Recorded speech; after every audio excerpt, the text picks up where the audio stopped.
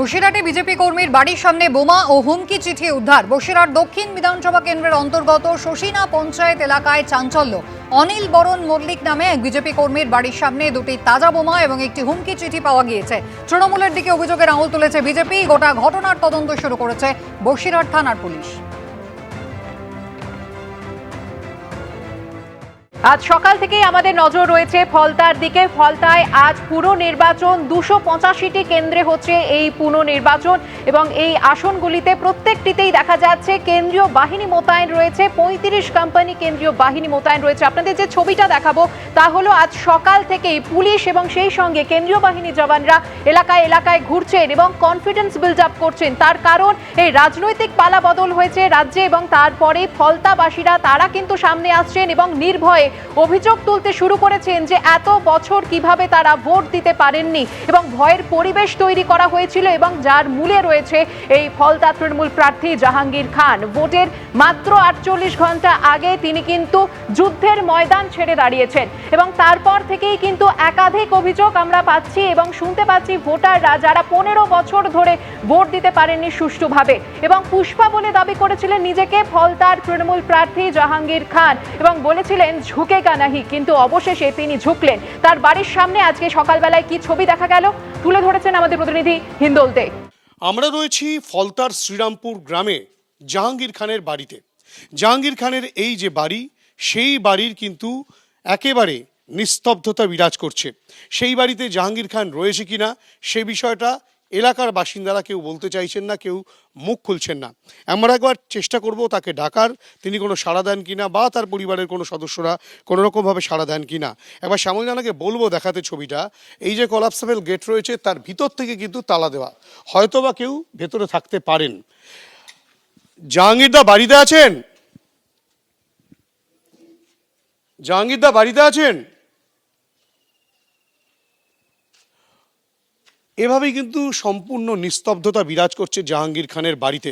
জাহাঙ্গীর খান ঠিক ভোটের যখন ভোট হবে ঠিক তার কিছুক্ষণ আগেই বেশ কয়েক ঘন্টা আগে তিনি জানান যে তিনি ভোট থেকে সরে দাঁড়াচ্ছেন। যদিও অফিসিয়ালি অর্থাৎ কিনা নির্বাচন কমিশনের নিয়ম অনুযায়ী যেভাবে ভোট থেকে সরে দাঁড়ানোর বা তার উইথড্র করে নেওয়ার যে প্রসেস রয়েছে সেটা কিন্তু না করে তিনি শুধু জানান যে এই ফলতাবাসী তারা ভালো থাকুক, তিনি কিন্তু এই ভোট থেকে সরে দাঁড়াচ্ছেন, তেমনটাই কিন্তু তিনি জানান।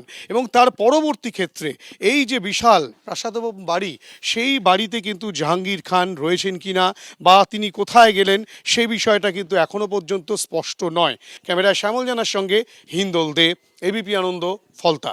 এলাকার ত্রাস। জাহাঙ্গীর খান শুধুমাত্র ভোটের ময়দান থেকে সরে দাঁড়িয়েছেন এমনটা নয়, নিজের বাড়িতেও তিনি আছেন কিনা তাও কিন্তু নিশ্চিতভাবে বোঝা যাচ্ছে না। পুনর্নির্বাচন কিন্তু একেবারে শান্তিপূর্ণভাবে শুরু হয়েছে।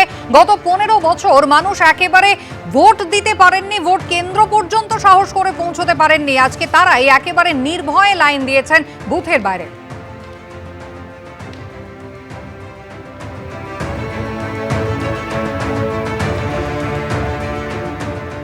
যে ফলতা থেকে ভুরি ভুরি অভিযোগগুলো উঠেছিল এবং সেই অভিযোগটা যে গত নির্বাচনে উঠেছে তেমনটা নয়। ফলতা এলাকার বাসিন্দাদের অভিযোগ হচ্ছে যে এই তারা ভোট গ্রহণ কেন্দ্রে আসতে পারতো না। হাসিবনগরে আমরা রয়েছি এবং তোমার নিশ্চয়ই মনে আছে যে হাসিবনগরে হচ্ছে দ্বিতীয় দফার যে নির্বাচন, তার পরবর্তীকালে উত্তপ্ত ওঠে হাসিবনগর। জাহাঙ্গীর খান ও তার সঙ্গীদের বিরুদ্ধে তারা একেবারে রাস্তায় নামে, কেন্দ্রীয় বাহিনী মোতায়েন হয়। আজকে হাসিবনগরে ভোটাররা ভোট দিচ্ছেন, তাদের কাছ থেকে জানতে চাইবো যে আজকে ভোট দিলেন? হ্যাঁ, না অনেক ভালো, অনেক ভালো। ভালো বলছি কেন বাবা, ধমকানি চমকানি নেই, কোনো রাস্তা গ্যাঞ্জাম নেই, তৃণমূলের নেতারাও নেই। এটা থেকে দূরত্ব, এটা থেকে শান্তি।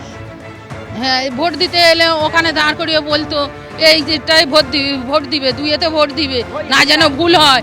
যদি এতে তিনে যদি ভোট দাও তাহলে দেখে নেবো, এইরকম নানান রকম মানে বলতো।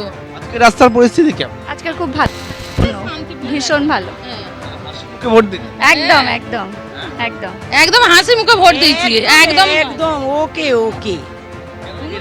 এর আগে মানে আমি হচ্ছি গত 29 তারিখের ভোট কি শুধু, নাকি তার আগেও আপনাদের ভোট? আগেও এরকম হয়েছে, আগে তো ভোট দেওয়াই হয়নি, 21-এ তো ভোট দেওয়াই হয়। ধরে আমরা ভোট দিতেই পারি না, 15 বছর ধরে আমরা ভোট দিতেই পারি না। কি বলতো? ভয় দেখাতো, হুমকি দিত, তোর ছেলেপুলেরা রাত ভিতরে ঘরে আসবে, লোক দিয়ে ওদের মারবো, এ করবো, তোদের ঘরে ঢুকে মেয়েদের টেনে নিয়ে যাবো, এরকম ভয় দেখাতো।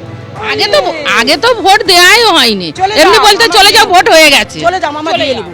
চলে যাবার পরে আমরা আবার দেখতে তো দেবে না, দিদিবা সবাই বলছে ওই তোদের পোষে ছাপা দিয়ে দিচ্ছে, তোরা একটা দিতে তো তোদের পোষে 20টা দিয়ে দিচ্ছে ছাপ ছাপ। চলে যাও চলে যাও। তৃণমূলের লোকেরা, সব তৃণমূলের লোক। তৃণমূলের নেতারাই করতো, এছাড়া কে করবে? ওরা ছাড়া ওদের তো বেশি তখন ছিল, আর আমাদেরকে গিয়ে কোনো রাজনীতি করেন না, একদম সাধারণ। আমরা সাধারণ, আমরা কোনো রাজনীতি করিনি, কোনো দলেও নেই, কোনো কিছুতেই নেই, আমরা একদম পুরো সাধারণ মানুষ। ভোট কেন্দ্রে ঢোকার সময়তেই চোখ বের করে দিল। তবে 29 তারিখ এইবার এই প্রথমে যে ভোট হলো, এই ভোটটা দিতে দেয়নি। এবারেই তো গন্ডগোলটা বেশি হলো বলেই তো আমরা আন্দোলনটা করলাম, হাসিনা বলে ওই জন্যই তো করলাম, মার ধরে সব, আমরা ওই জন্যই তো ছুটেছি। আমার ছেলেকে মেরেছে, মেরে বলে চান করতে রান্না ভাত খেতে দিল নি।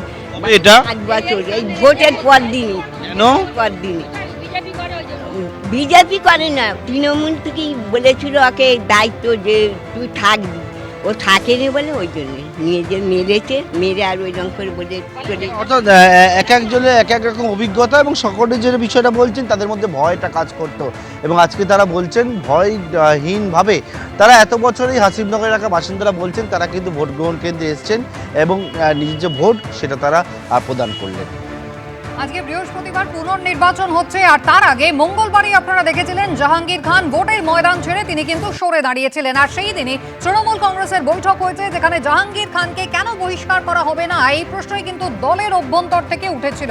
সন্দীপন সাহা, ঋতব্রত বন্দ্যোপাধ্যায় তারা এই প্রশ্ন তুলেছিলেন। আর গতকাল একেবারে ক্যামেরার সামনে মুখ খুলছেন বিধায়ক ঋতব্রত বন্দ্যোপাধ্যায়, যেখানে তিনি অভিযোগ করছেন যে দলের মধ্যে একেবারে প্রিভিলেজড ছিলেন এই জাহাঙ্গীর খান। প্রিভিলেজড একজন লোক যখন পার্টিকে ব্যাকস্ট্যাপ করলো, তখন তার বিরুদ্ধে তাকে এক্সপেল করতে কোথায় সমস্যা আমরা বুঝছি না। জাহাঙ্গীর খান আমাদের মতো লাস্ট বেঞ্চার নন, মানে জাহাঙ্গীর খান ইংরাজিতে যাকে বলে প্রিভিলেজড, সেই প্রার্থী, মানে যে পুষ্পা ঝুঁকেগা নেহি, সেই পুষ্পা মানে পুষ্প প্রায় ঝরে পড়ে গেল আর কি। এত প্রিভিলেজড একজন, সেই প্রিভিলেজড একজন লোক এত বড় একটা কাণ্ড ঘটালো, এমন সময় ঘটালো যখন আর পার্টির অন্য প্রার্থী দেওয়ার কোনো পরিস্থিতি নেই, বহিষ্কার করা প্রয়োজন ছিল। ফলতা মানেই জাহাঙ্গীর খান। তৃণমূলের অন্দরের লোকজন কিংবা বিরোধীরা এক বাক্যে দাবি করত জাহাঙ্গীরের মাথায় হাত রয়েছে অভিষেক বন্দ্যোপাধ্যায়। 2021-এর বিধানসভা নির্বাচন, যেখানে ফলতা থেকে 40,000-এরও বেশি ভোটে জয়ী হয়েছিল তৃণমূল কংগ্রেস। 2024-এর লোকসভা ভোটের বিধানসভা ওয়ারি ফল বলে ডায়মন্ড হারবার লোকসভা কেন্দ্রের অন্তর্গত এই ফলতা বিধানসভা কেন্দ্রে 1,68,000-এরও বেশি ভোটে এগিয়েছিলেন অভিষেক বন্দ্যোপাধ্যায়। দূর থেকে জাহাঙ্গীর খানকে দেখে মনে হতো যে কেন্দ্রীয় কোনো মন্ত্রী। আমি পার্লামেন্টে থাকাকালীন কেন্দ্রীয় মন্ত্রীদেরও যা লটবহট দেখিনি, এমএলএ নন, এমপি নন, জাহাঙ্গীর খানের সেই রকম হচ্ছে তার মানে মেজাজ ছিল আর কি। কেন্দ্রশাসিত অঞ্চল, জাহাঙ্গীরই শেষ কথা। সুতরাং জাহাঙ্গীরের সাথে আলাপ না থাকলেও তার হাবে ভাবে ধারে, তার মানে ওই যে বললাম যে কেন্দ্রীয় মন্ত্রীদেরও ছাপিয়ে যাওয়ার মতো তার হাবভাব, সেই মিলিয়ে মনে হতো সত্যি জাহাঙ্গীর খান বিরাট একটা ব্যাপার। মানে উনি এমপিও ছিলেন না, এমএলএও ছিলেন না। এবিপি আনন্দ, এগিয়ে থাকে, এগিয়ে রাখে।